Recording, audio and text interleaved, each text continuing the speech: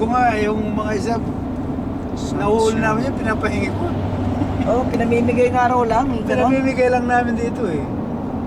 Talagang Hindi parang, namin tinatago.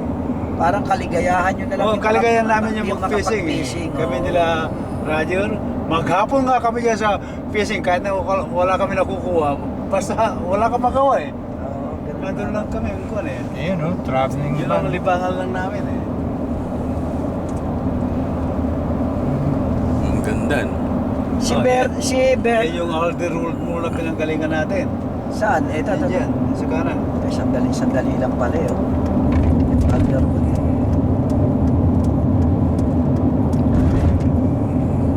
Yan o, yung Alder Road po.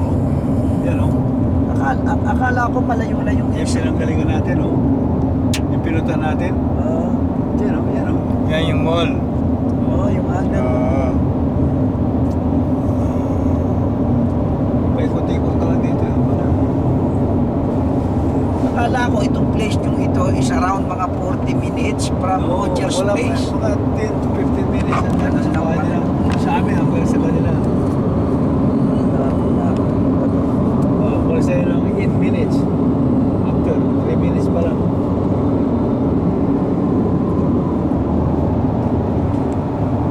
Saka dito, highway ka. Highway ang tirada eh.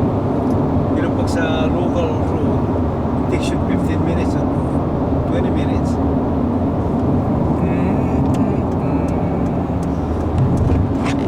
Mas malayo pa pala yung tinitigilan ni ano.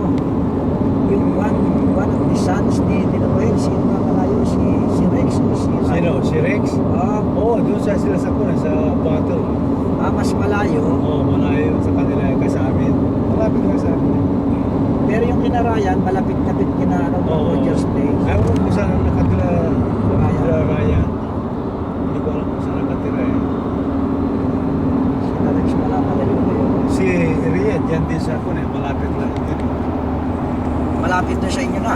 Oo, malapit yan sa kuna sa amin, si Riyad.